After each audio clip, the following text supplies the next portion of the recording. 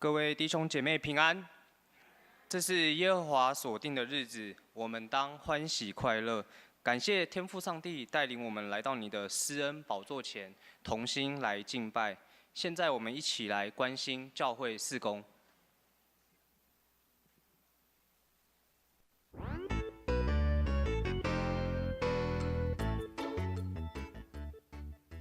今天是青年主日与升级主日，青少年团契在第二场礼拜中服侍，并邀请所有升级的儿童及青少年到台前领受祝福。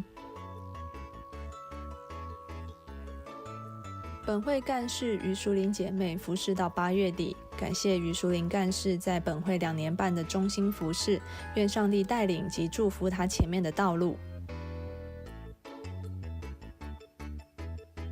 教育事工部在9月20日起，每周3晚间8点到9点15开办 Google Meet 线上学道班，报名请洽招待桌或办公室。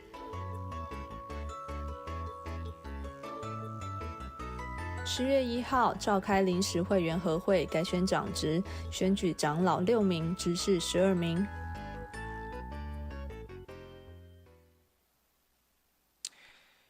金句在周报的第1页的下方，我们一起来攻读今天的金句2遍。请，约翰福音15章5节，我就是葡萄树，你们是枝子，藏在我里面的，我也藏在他里面。这人就多结果子，因为离了我，你们就不能做什么。约翰福音15章5节，我就是葡萄树。你们是枝子，藏在我里面的，我也藏在他里面。这人就多结果子，因为离了我，你们就不能做什么。会众请起立，我们同心来祷告。亲爱的天父上帝，我们满心感谢赞美你，借着耶稣基督宝血和圣灵的大能，来到你施恩宝座前，领受你丰盛和恩典和怜悯。我们要俯伏在你脚前，诚心来敬拜。你用宝血洗净我们的罪，赦免我们的过犯，使我们脱离罪恶的管辖。主啊，求你为我造清洁的心，使我们得以来到你的面前悔改。求你赦免我们的过犯，洁净我们的心思意念，过着分别为圣的生活。求主看顾你所爱的土地，在全球极端气候笼罩之下，世界各地灾情频传，不论是台风、水灾、火灾等灾害，都求你亲自看顾每个受到灾害的地区，将灾情降到最低。求你医治灾害中受伤的人们，安慰所有受难者家属的心，使他们得享平安，帮助人们重建生活，也赐下体力与精准的判断力给在第一线的救灾人员。今天是青年主日，为每一位青少年来祷告，使他们成为敬畏神的人，上帝的话语藏在他们心里，让服侍神与关怀人的需要成为他们生活的动力。求你让他们保有孩子般的纯真，总是充满盼望和信心，不论做什么都是为了要荣耀你。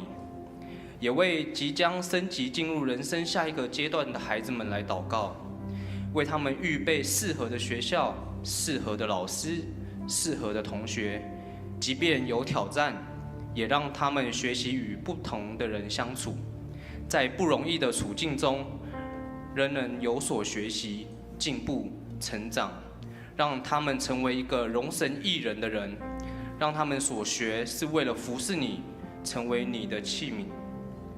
求主高传道的口，赐给他口才和能力，传讲你的话语，让我们更了解你对我们的旨意。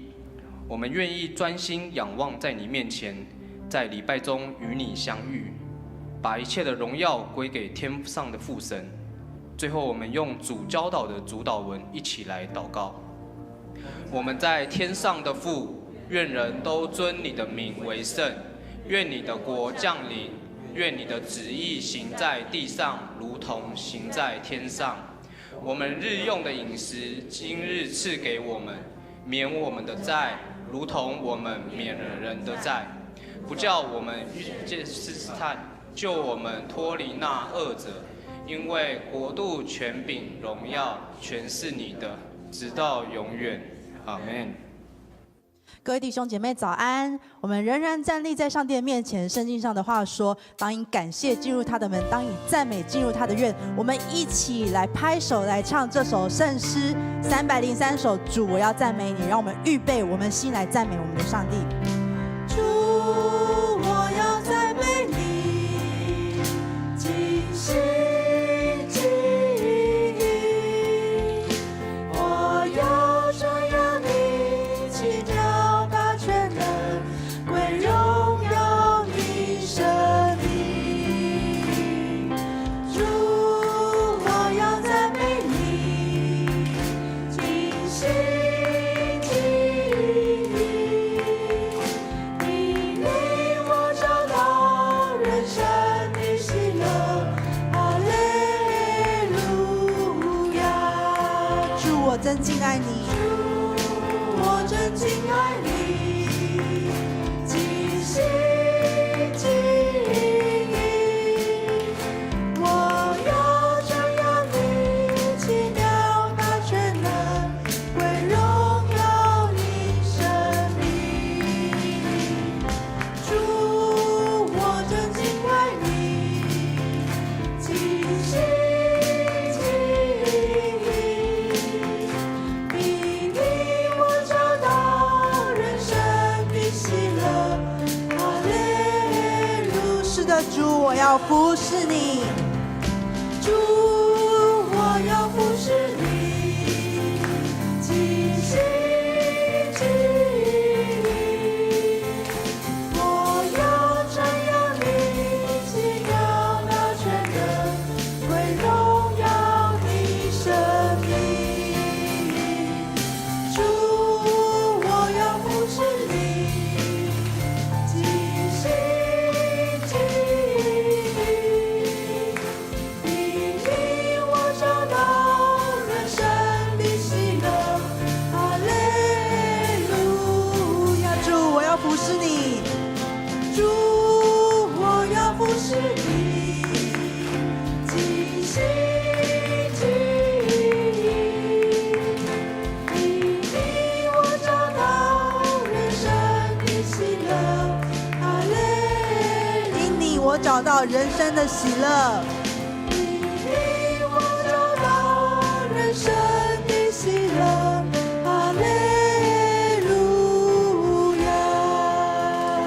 哈利路亚！主就是我们生命当中的喜乐，主是我们生命当中的满足。主啊，是的，主，我们愿用我们的心，愿尽心、尽性、尽力、尽意，单单的来爱你，单单的来敬拜你，单单的来服侍你。主，愿我们的生命更多倾倒我们对你的爱。主，让我们能够更多对你诉说。主，我要爱慕你，愿你充满在我们每一个人的里面。我们一起敬拜我们的上帝。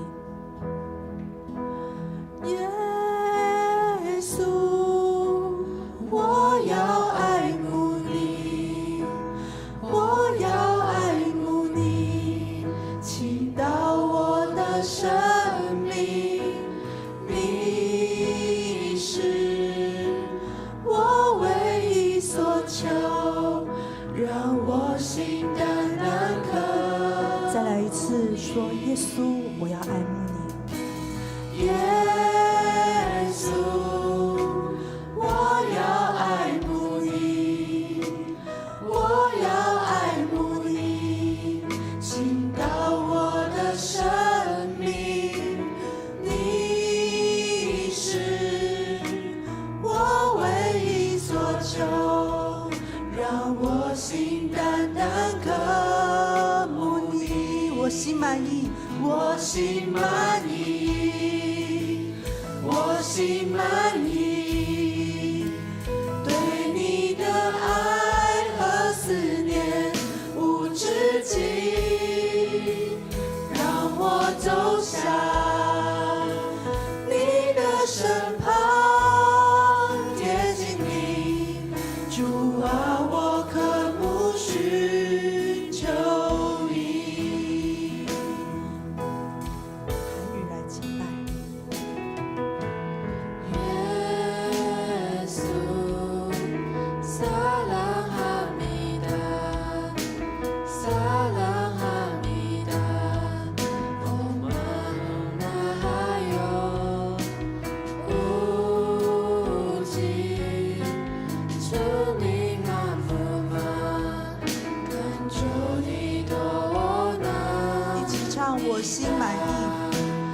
我心满意，我心满意，对你的爱和思念无止境，让我走向你的身旁，贴近你，主啊，我渴慕许。我心满意，再一次对主说：主，求你充满我。主啊，求你充满我，求你让我更多的来爱慕你。对你的爱和思念无止境，让我走向你的身旁，贴近你。主啊，我渴慕许，就让我走向，让我走向你的身旁，贴近你。主啊，我渴慕许，再一次让我走向你的身旁，让我走向你的身旁，贴近你。主啊，我渴慕许，求你。是的，主耶稣，我们的心渴慕你，感谢圣灵，你用说不出的叹息为我们祷告，甚至带领我们到主上帝施恩宝座前。主啊，我们渴慕你，我们渴慕你，我们盼望能够在你面前得着你自己真实充满在我们心里面。谢谢主，让我们今天再次站立在你面前，将一切的赞美献给主。主啊，你就大大的充满我们。这样感谢祷告，奉耶稣基督圣名，阿们。弟兄姐妹，大家请坐。感谢主，让我们能够再一次聚集在他面前，特别是暑假经过了2个月，一眨眼就过去了。一望你久能过给暑假，7、8个就过去。咱厝不一定大家人在放暑假，是小朋友在放暑假，但是我们家人跟着一起陪伴生命季节的步调节奏。纵使是上班的人，我们也经历到这2个月有不同。感谢上帝特别让我们士林教会，他预备了在这2个月暑假有不同的聚会、短宣教体验营。在过去的6个礼拜，礼拜5的祷告会，我们听到许多青少年朋友他们的见证，在这2个月他们的学习、他们的参与。但每一个人的心，敢若一枯残同款。咱属灵教会每一个兄弟姊妹，我们的心就像一个田地。上帝在这2个月再一次将美好的种子撒在我们的心田中间。你不一定在第一线参与在短宣的服事，你不一定有去韩国宣教体验，但是呢，借着每个礼拜我们同心的敬拜，领受他们分享的见证，我们的心再一次被上帝预备了。有没有预备好？让这2个月所经历到的宣教的活动，这些种子撒在你的生命里面，让你的心田所领受到的种子，真的可以发芽、成长，能够结实30倍、60倍、100倍，在你的家庭，在你工作的职场，在你所住的社区。经过这2个月，盼望主上帝特别预备好我们的心田，再次领受他这2个月对我们的祝福，跟我们放在我们心里面生命极大的一个盼望。今天是我们教会每1年一次的青年主日，在教会里面，我们有松年主日，有青年，有爱家，有姐妹，有儿童。这些主日让弟兄姐妹更深来看到生命不同阶段，上帝怎么样的看重，期待在我们的教会里面不同阶段都能够一起成长。我们第2堂的礼拜是由青少年朋友一起来带领我们的敬拜，但是在第一堂礼拜一样，借着刚刚的敬拜，等一下Bhavani传道所带领我们给我们的信息，让我们也能够一起关心，在这个信仰的大家庭中间，我们青少年生命的成长、生命的需要。我们请Bhavani传道。弟兄姐妹平安。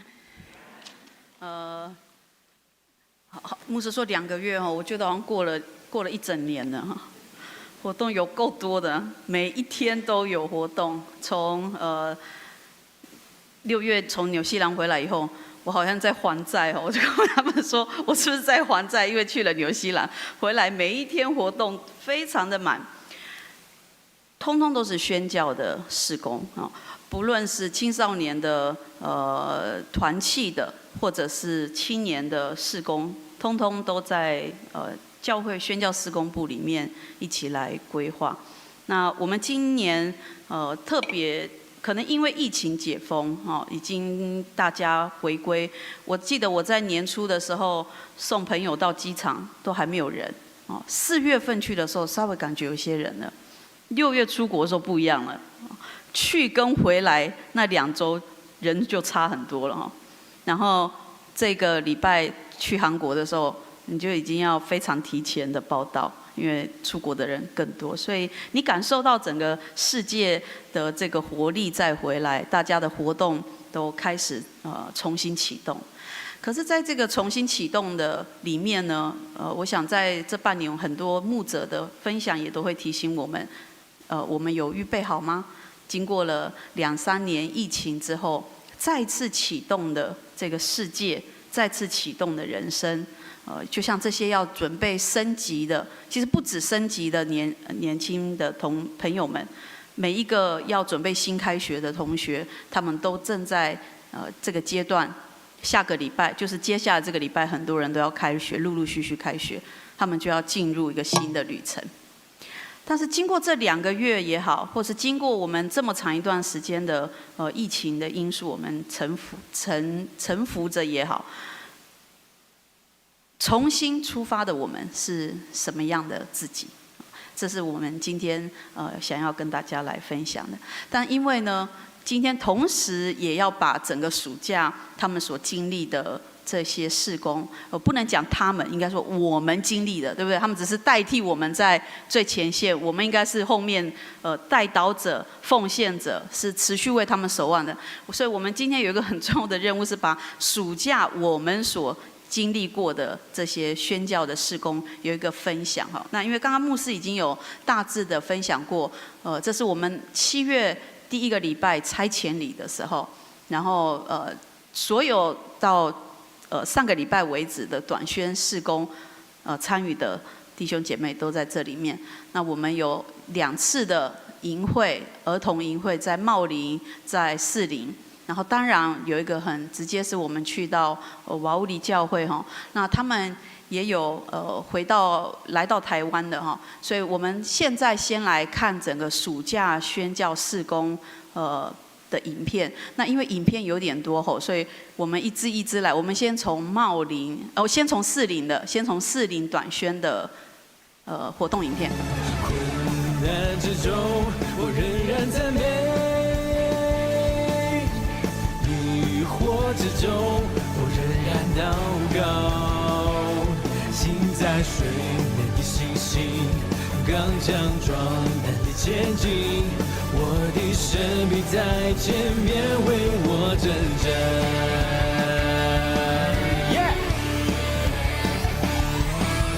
海浪之中，我必不沉落；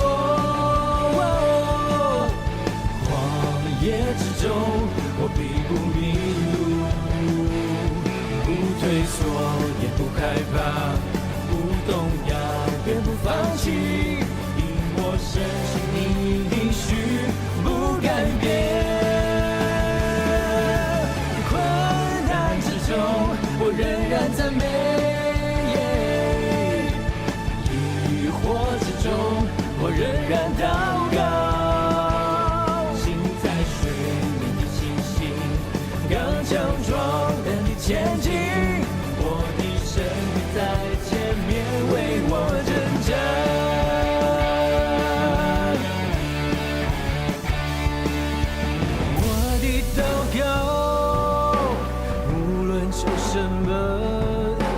要相信就必得着。我的祷告，无论求什么，只要相信，只要相信，只要相信，只要相信，只要相信，就必得着。海浪之中，我必不沉落。好，这是士林场的，我们给士林场的同工拍手，谢谢他们。这已经是2个月前的事了，不过很多回忆马上就浮上来哈。我们第2个继续放茂林的影片。那茂林它包含了儿童营会，然后文化体验营，还包含了那个音乐培训。所以我们来看茂林同工他们制作的茂林的成果。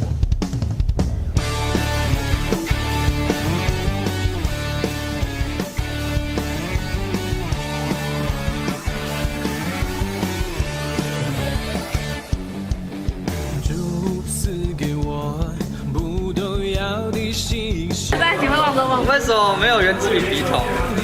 我也不知道。还有被子也没有。除去我心中所有的怀疑，旷野之中，紧紧跟随，云柱火柱，海浪之中，必不沉落。没问题，没问题。英海跟安慈，来要吃什么？吃什么？那这里。逃步，逃步。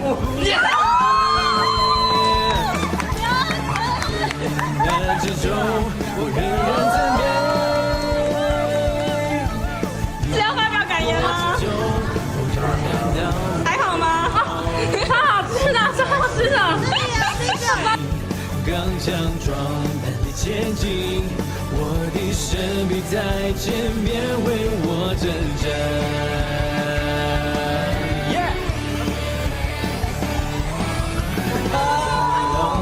超扯，这样开车。你的刹车没有用啊！刹车失灵了，不害怕，不动摇，永不放弃。我深信你应许不改变。困难之中，我仍然要买保险了，要买保险，有保险。我仍然祷告，心在水。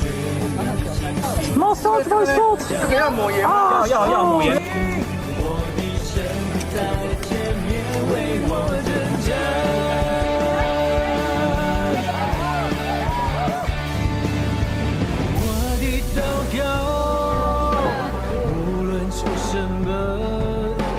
相信就必得着。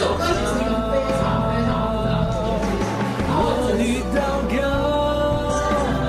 无论求什么，只要相信，只要相信，只要相信，只要相信，就必得着。海浪之中，我必不沉落。之中，我必不迷路。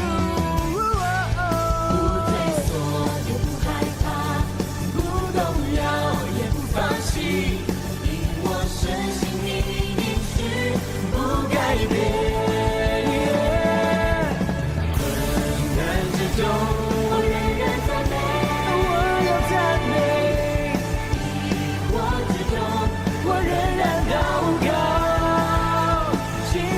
水面的星星，刚强壮胆地前进，我的神必在前面为我征战。行在水面的星星，刚强壮胆地前进。2023年茂林青年文化营赛。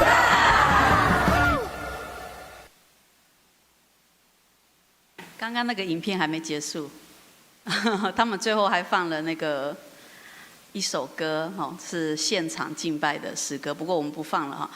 刚刚那个是茂林的，包含了很多的层面哦。我不知道你们在看的时候是什么感觉。我想，如果我们没有在现场，有时候很难感同身受。但是我们可能会疑惑，就是说这些东西到底对这些青年有什么帮助？如果你很疑惑的话，欢迎你回去看每个礼拜五这五个礼拜五的祈祷会哈，你会看到他们每一个人都有生命的见证。那除了这个之外，还有一个是瓦乌里的，对不对？瓦乌里的文化交流的那个，好。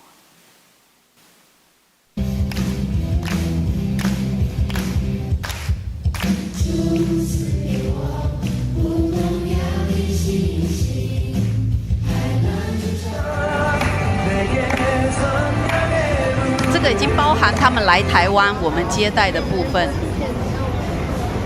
我们的孩子在捷运站为人祷告哈。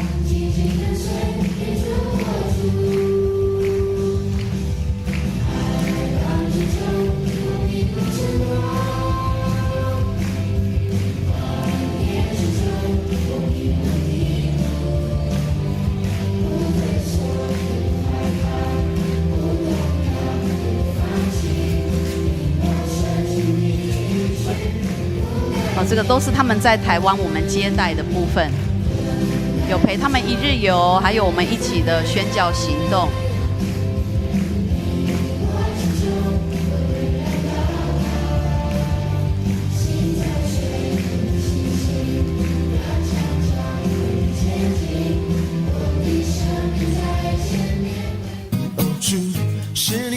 这是应该是1个月前他们在我们教会的敬拜，然后这是上个礼拜我们前往韩国。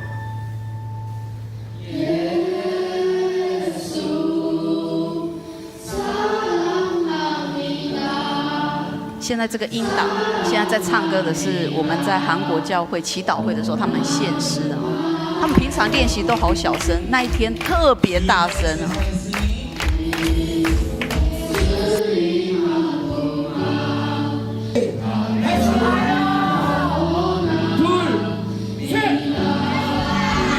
然后我们参加他们的敬前会，1个礼拜的营会，讲重生是什么。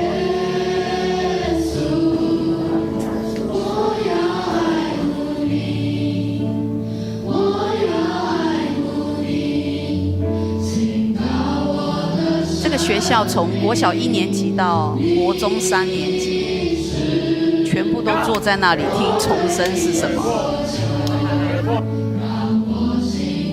然后每天早上一来学校就是要晨间灵修QT，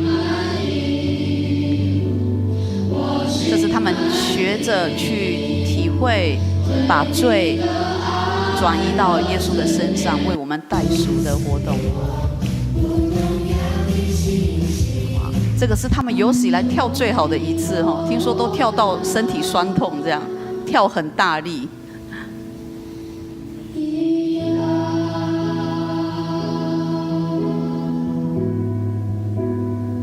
耶稣说：“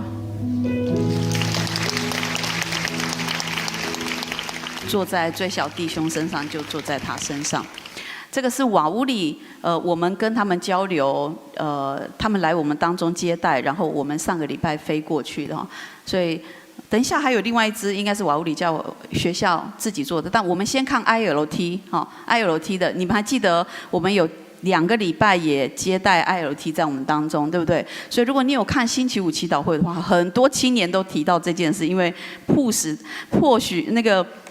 他们迫使他们一定要用英文沟通，就是 ILT 的接待。我们来看 ILT 的一个影片。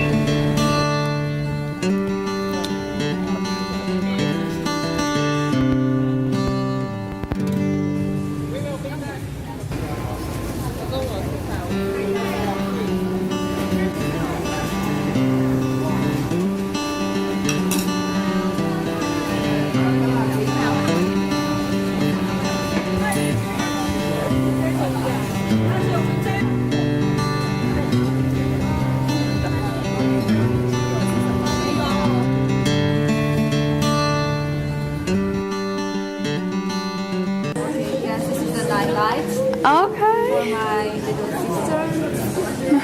Nightlight for my little brother. And some cards for my friends and some. Yeah, about this one. I have a lot of days, a lot of magnets that I will go there every buy to my collection. Oh, it's big. Why did you prefer that? I would like the black, and also scooter. Oh, you like scooter? Yeah. Oh, it's mixed. Sweet potato bowl. I like the stinky food in Taiwan. Oh. So far, it's how wet. Is it?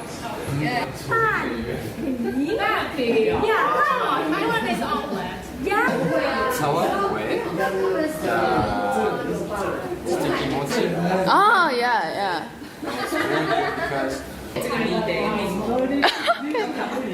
Oh. 之前还可以睡，帮他看一下。好，这是 ILT 的部分哦，还印象有吗？他们在我们当中啊，因为他们已经把那个跟我们一起去营会的都放在刚刚前面的活动，所以刚刚这支影片是特别剪他们对台湾的认识，跟我们怎么接待他们认识台湾哈。可能大家会很疑惑，就是他们在做见证的时候，特别这几个礼拜五在做见证，大家想说，到底这些孩子学习到什么哈？我还是要说，你可以回去看星期五的祈祷会见证，因为我在看的过程里是充满感恩的。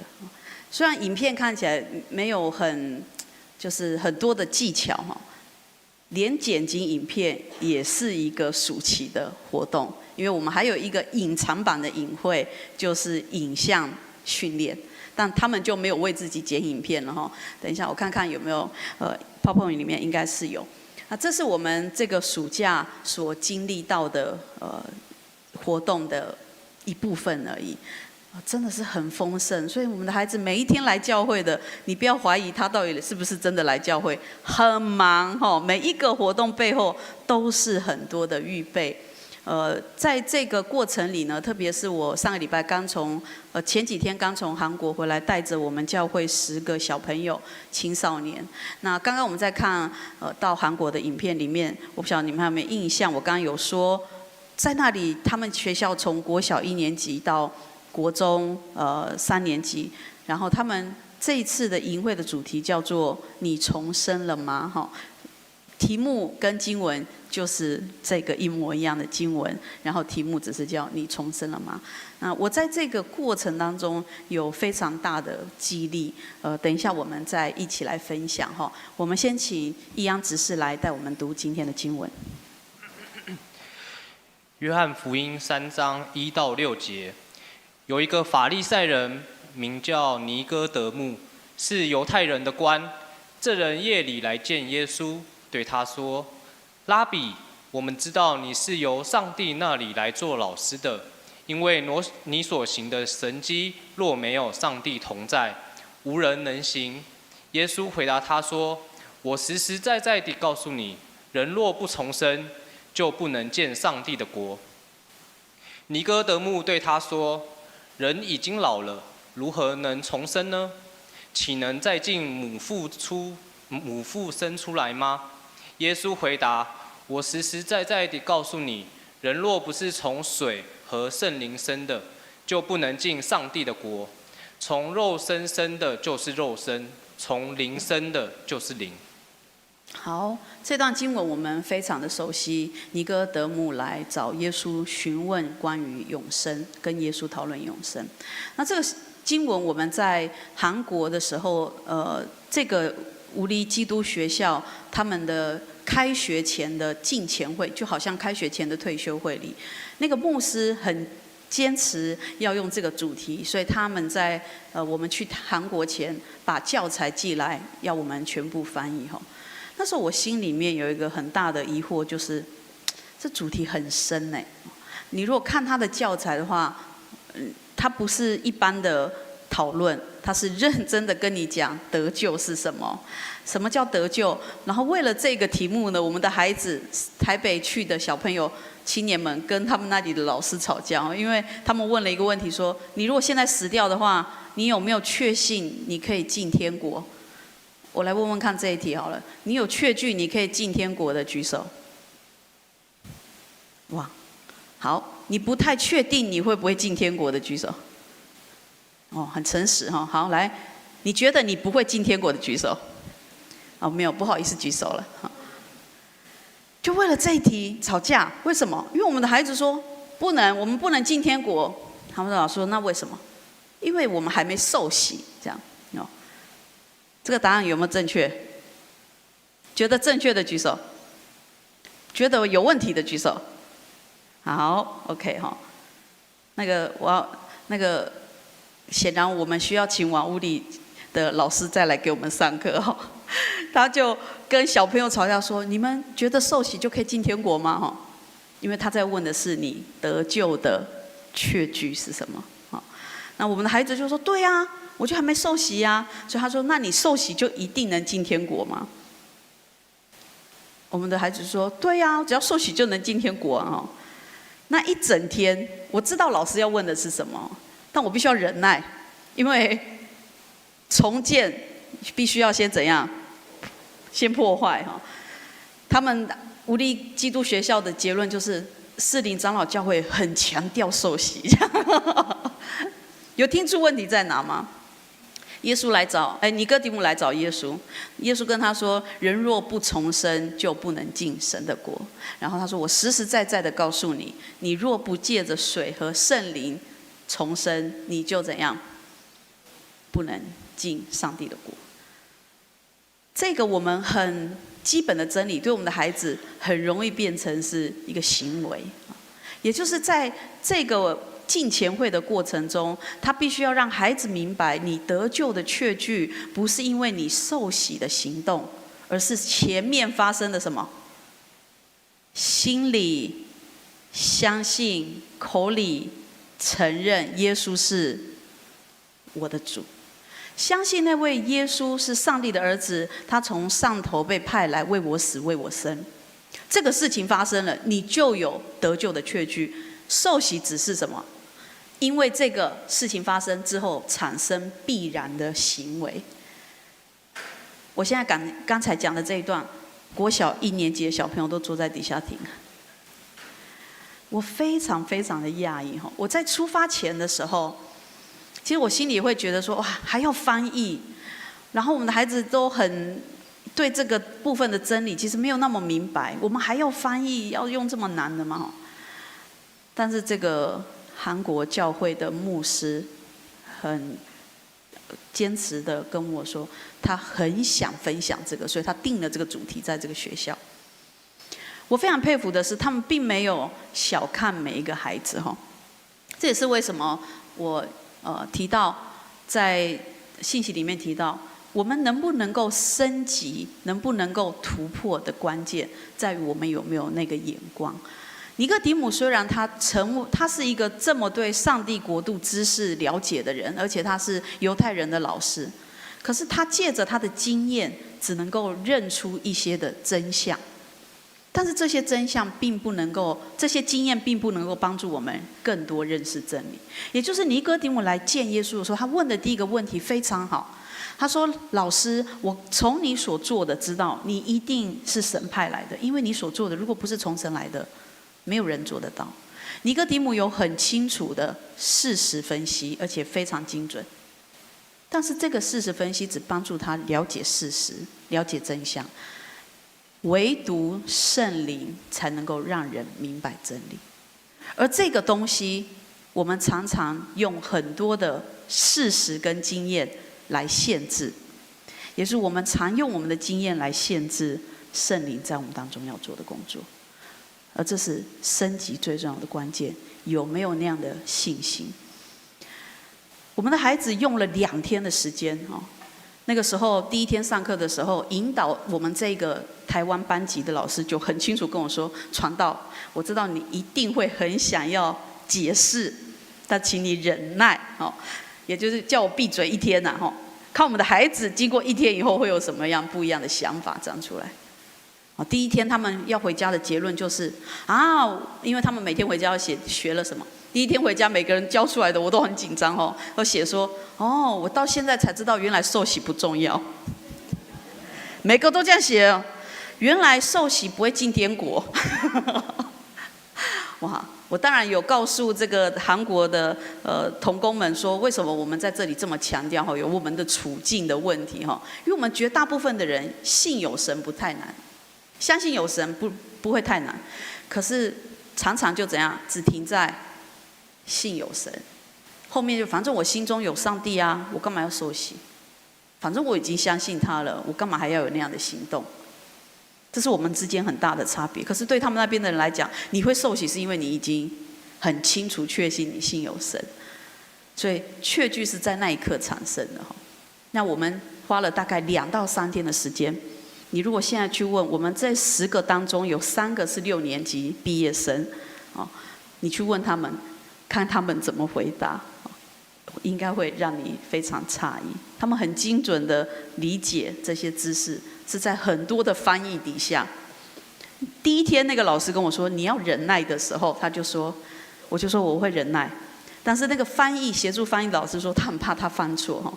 但是牧师那边的牧师，后来跟我也有这个信心啦，就是圣灵自己会使人明白正确的真理。果不其然，经过了2、3天，他们都有很不一样的看见。你如果有看，他们在这个礼拜5的其中一个见证，没有，那个是在瓦乌里教会见证的哈，还没有，其中那个小朋友还没见证，他会告诉你，他知道罪的意义是什么。他们有一天的体验是把手放在一个人的身上，然后把自己的罪写在上面，然后呢，就把这个罪好像旧约一样转移到这个人身上，用这个行动来理解耶稣赎罪代赎的意义。然后在那个过程的引导中，牧师就告诉我们说，这不只是因为旧约转移罪的这个典故，而是当你把手按在这个人的身上的时候，你同时感受到他的呼吸，感受到他的心跳，然后你同时知道他正在呼吸跟心跳的这些感受，因为你的罪正逐渐的什么失去。因为在旧约里，当你转移到那个祭牲身上的时候，他的下一秒就是要被处死，他就会失去心跳跟呼吸。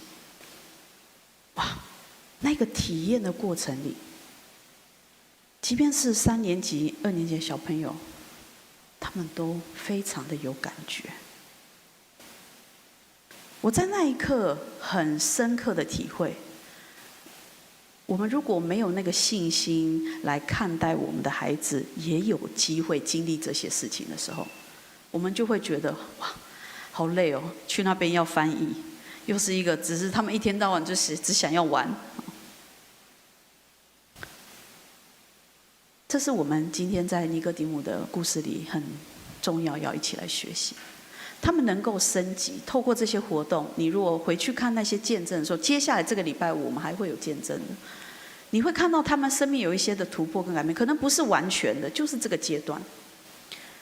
但是又如何？在这个阶段，他能够经历这一切，都不是因为出于我们所做的这些活动，而是圣灵自己的工作。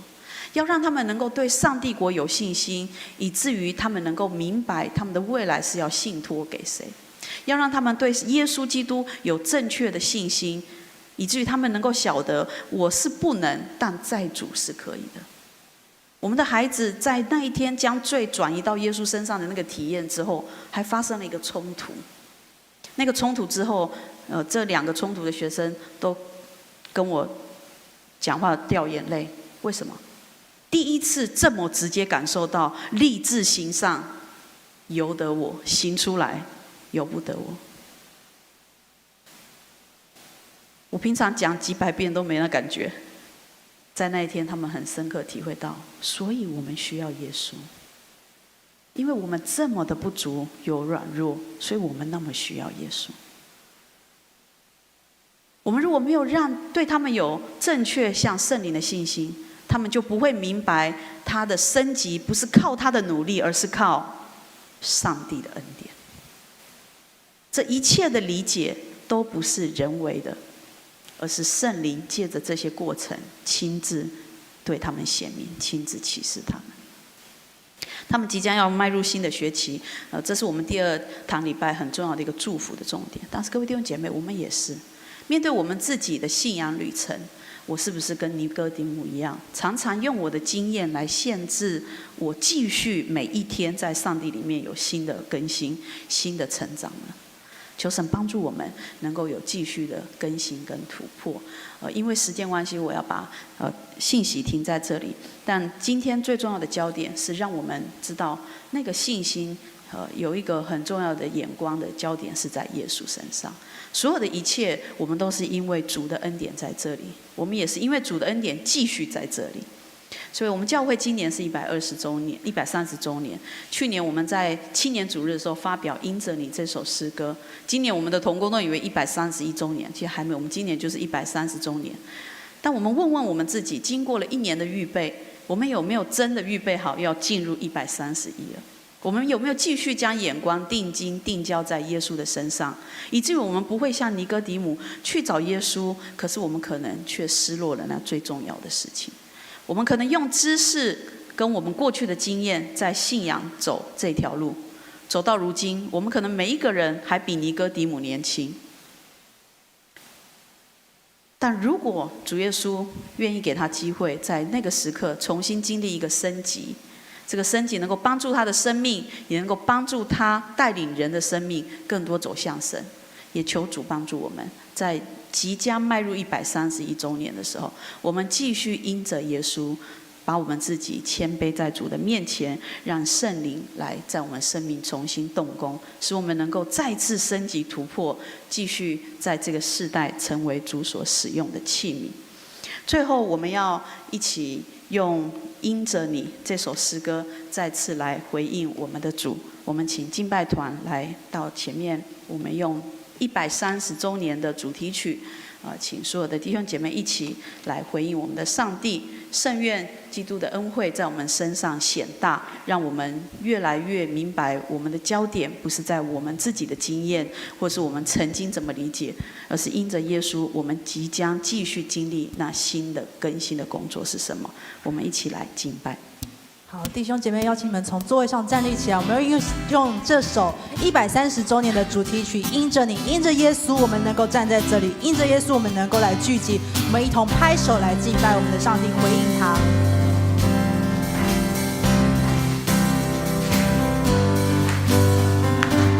万港新主旨来对你唱歌，感谢上主跟你交配的家。过的过去有主你引带，三甲活出好调的信仰。华语传道牧者纷纷来到市里，宣扬福音，让我们的真理，宣教使命领受进到心里，差派开，我们传福音到各地，让礼拜堂一转建立，用心陪伴塑造生命。我们愿意同行，放下自己，让福音的建立，让福音的建立。凭着你复活的生命，看见你成就了应许，依靠你丰盛的恩典，让基督的福音。凭着你复活的生命，看见你成就了应许，依靠你丰盛的恩典，让基督的福音继续传扬下去。是的，我们也赞美我们的主，主啊，谢谢你让我们能够来到这里。各位弟兄姐妹，我们再一次来唱，传道牧者纷纷来到市里，传扬福音，让我们的真理，宣教是命令，收进到心里，拆开我们传福音到各地，来他一转建立，用心陪伴塑造生命。我们愿意同行，放下自己，让福音的建立，让福音的建立。凭着你复活的生命，看见你成就了应许，依靠你丰盛的恩典，传基督的福音。凭着你复活的生命，看见你成就了应许，依靠你丰盛的恩典，让基督的福音继续传扬下去。赞美主，谢谢你是我们依靠的力量。各位弟兄姐妹请坐。请预备心来奉献，奉献后请牧师祝祷。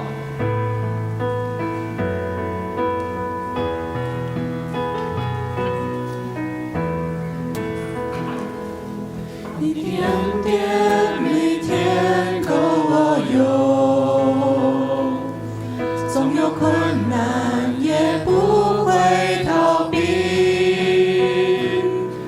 有你与我一起，我还惧怕什么？赐我勇气去改变自己。哦，耶稣，耶稣，耶稣，奉献一生，皆因最爱是你。为了你，我愿将一切抛弃。耶稣，我要得着你。请起立。哦，耶稣，耶稣，耶稣，奉献一生，皆因最爱是你。为了你，我愿将一切抛弃。耶稣，我要得着你。我已决定，我一生最爱是你。亲爱的主耶稣，我们感谢赞美你，因为你让我们看到生命中一个奥秘。你从天上的宝座到成为人，来到我们中间，乃是要让我们能够生命得着升级，得着更新，得着重生，让我们能够跟主上帝你给我们那荣耀的永恒连结在一起。感谢主耶稣，你所为我们舍命牺牲，而且复活带来真实的盼望。求主你让我们每一位都能够再次经历到重生的喜乐，让我们能够再一次得着重生的确据，在我们的生活中，我们心里相信，我们的口、我们的行动来承认、来见证复活的耶稣基督在我们里面。愿主耶稣基督的恩惠、天父上帝的慈爱、圣灵的相通、扶持、安慰、医治，与你们同在，从今日直到永远。阿们。弟兄姐妹，大家请坐。我们在最后这首诗歌结束后再彼此请安。我们带着敬拜的心对主来唱，愿更多的认识你，耶稣。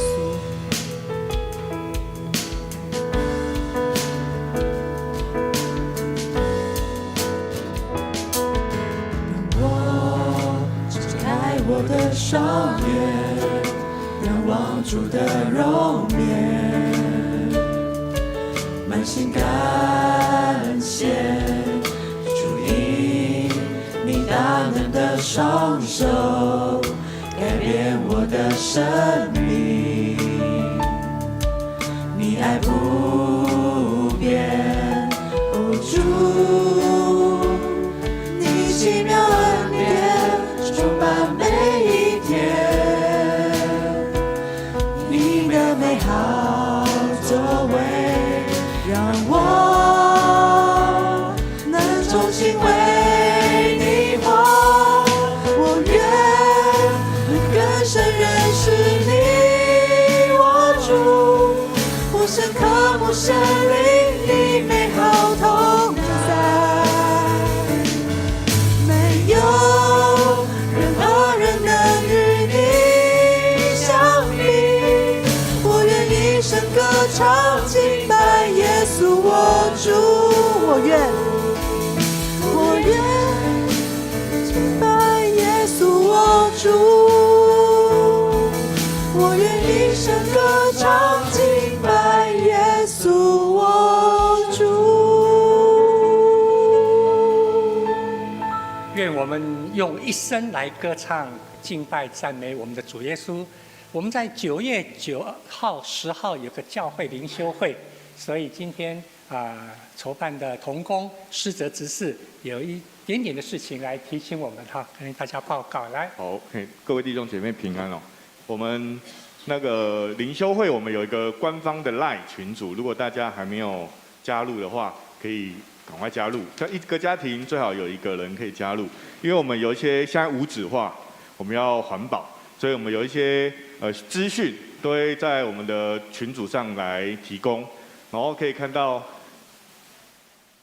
我们的 LINE 里面，如果你在上面 key 一个下个行程哦，它就会跑出下一个行程，我们需要在哪里集合，在什么地方，然后时间、地点都会在里面会跟大家公布。所以大家如果可以的话，我们就可以在这边可以加入这个群组。那我们下礼拜就会有一些电子的资讯都可以在上面陆续的来公布，比方说你的分组分车，我们的行程表我们各样的一些灵修成根的一些资讯，就会在上面去跟大家布达。那我们现在最重要就是我们到时候集合的地方如果你是搭乘游览车的朋友，我们在9月9号7点，就在我们这个巷子旁边那个走到底那个士林国小的侧门来集合。我们会有车长会在那边跟大家做一些报道，给名牌一些相关的资讯。所以我们的车次呢，我们下礼拜就会在招待桌公布给大家。我们的 LINE 刚刚那个群组也会公布给大家，让大家知道。那如果你是自行开车的朋友，我们就是9点10分的时候，我们就自己开车到西湖度假村，它有一个很大的牌楼，所以你一过去右转上一个叫松原会馆的大厅，在那边报到就可以了。那你如果报到完，行李放完，我们可能我们的乘客就可以下车了，然后就报到。那司机我们就可以开下来，那个路上那个看起来好像违规停车的那个路都可以停啊。如果没有得停，再停到我们那蓝色框框的小客车停车场，大概走3-5分钟就到松原会馆了。所以以上的资讯，我们大家可以如果可以彼此告诉你可能认识还没有来到我们当中的会友，你就可以提醒他一下。那以上我们就希望我们再来2个礼拜，我们彼此代祷，为我们灵修会的天气，为我们的活动，为我们所有的会友参与的会友都一起来代祷。谢谢。以上。